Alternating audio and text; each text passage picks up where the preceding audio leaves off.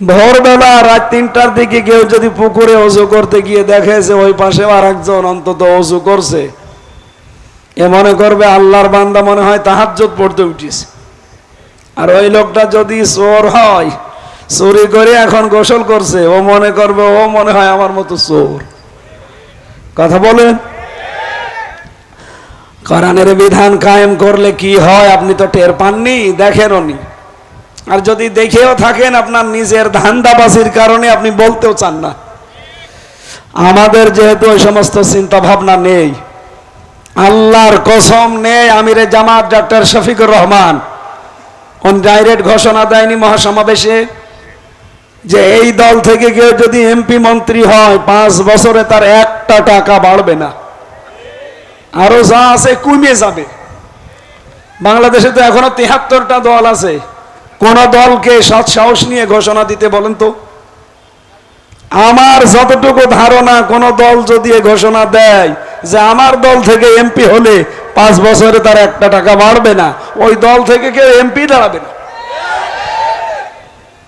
কি বেশি বললাম? এই জন্য আল্লাহর নিষিদ্ধ কাজগুলো আমরা ছেড়ে দেওয়ার পরিবেশ তৈরি করতে চাই। আলেম হতে হলে এই 3টা কাজ করা লাগবে।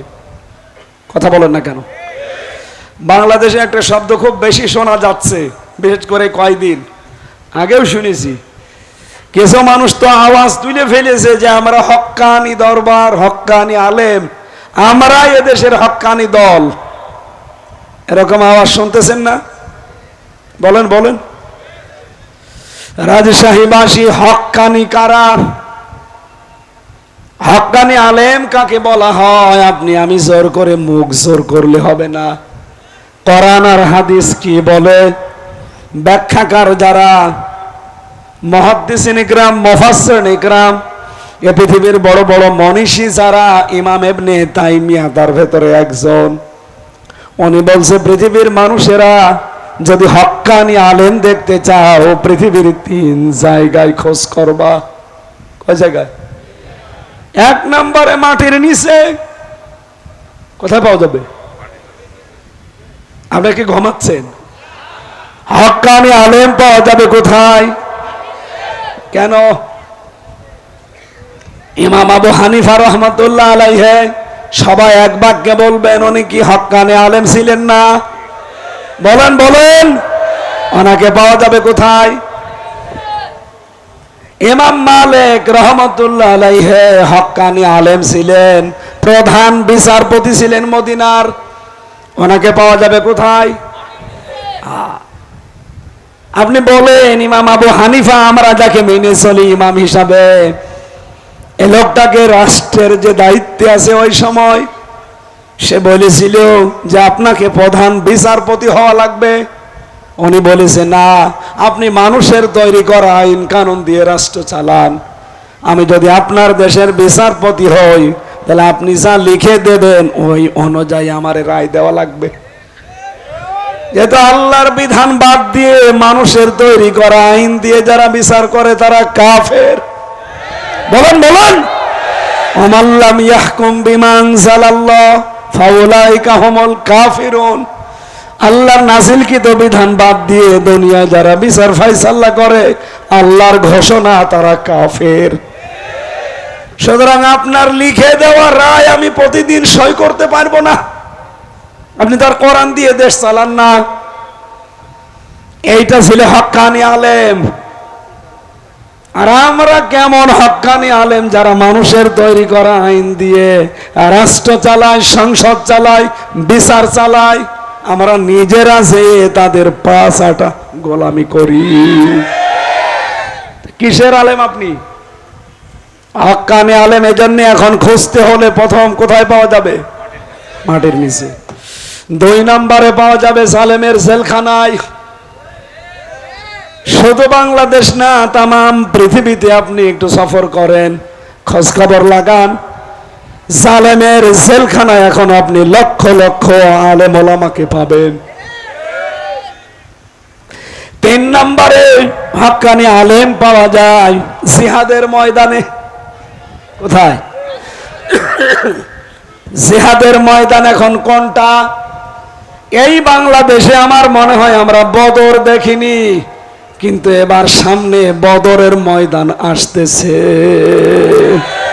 না কিছু লাগবে, এখানে আসবেন না।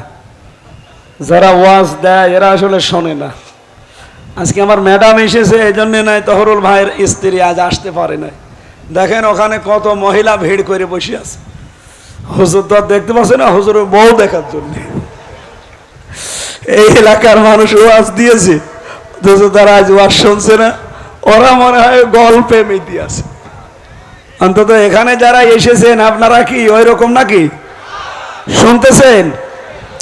এই কে এটা চলে যাচ্ছে কে? বললাম না 1 ঘন্টা যাওয়া যাবে না, খুব জরুরি না হলে। যদি বিড়ির নেশা লাগে খেয়ে আবার চলে আসবেন, তারপরও আসবেন না। অনেকের নেশা এমন বেশি, আপনি খাবার দেবেন না অসুবিধা নেই, বিড়ি না দিলেও পাগল হয়ে যাবে। আমি জেলে থাকাকালীন দেখেছিলাম একটা লোক, ছেলে যুবক 22-23 বছর, এই শয়তান জেলের ভেতরে যে গাঁজার গাছ লাগিয়েছে। জেলার একদিন দেখি ধরে পিটাচ্ছে, পুলিশ তোরে ধরে দিয়েছে জেলখানায়, তুই গাঁজা খাস এই কারণে, আর তুই ভেতরে এসে গাঁজার গাছ লাগালি, পেলি কোথায়? ও বলছে স্যার ওই যে আমি আদালতে গিয়েছিলাম হাজিরা দিতে, আমারও তো কিছু হিতাকাঙ্ক্ষী আছে, আসার সময় ওরা কিছু পোটলা দেয় এইভাবে, ওই যে পিছন ভ্যালের ছোট ছোট ফাঁকা থাকে, কয়েকটা এভাবে ছুড়ে মেরেছে, আমি একটা ধরে ফেলেছি, ওর ভেতরে গাঁজার বীজ ছিল। ওইটা নিয়ে এসে এখন তো আপনারা জেলে ঢোকানোর সময় মেশিনের ভেতরে দিয়ে তারপরে ঢোকাবেন, সব তো ধরা পড়ে যাবে। এই জন্য মুখের ভেতরে দিয়ে জহব্বার নিচে এমন কায়দায় রেখেছি যে মেশিনে ধরা পড়বে। ভেতরে এসে বোতলের মুখ কেটে ফেলে দিয়ে ওখানে মাটি দিয়ে ওর ভেতরে এই গাছ লাগিয়েছি আজ 2 মাস আগে। দেখেন কত বড় বড় হয়েছে। জেলার তো হিন্দু দেবদুলাল বলছো হুজুর, আমি তখন ওর নিচতলায় ছিলাম, আমারে বলছো হুজুর এই লোকটারে জেলে দিয়েছে সরকার, ও গাঁজা খায় এই কারণে, আমি এত পাহারা দিয়ে রাখি, আর এর ভেতরে এসে গাছের গাছ লাগিয়েছে, ওরে তো স্বর্গে দেওয়া দরকার। জান্নাত বলে না, হিন্দু মানুষ স্বর্গ বলছে। এই জন্য নেশা যাদের আছে আশা করছি 1 ঘন্টা চেপে রাখতে পারলে পারবেন, না হলে খেয়ে আবার চলে আসবেন। আসবেন তো? কিছু মানুষ বলছে ঠিক আছে, মানে এলাকায় সব চলে। আমার ভাইরা, আমি যে কথা তুলেছিলাম, বদরের ময়দান 1500 বছর আগে বিদায় নিয়েছে, আমরা দেখিনি। অথচ 2026 সালে যে নির্বাচন আসতেছে, আমার মনে হয় সামনে বদরের ময়দানের মতো। কথা বলেন না কেন?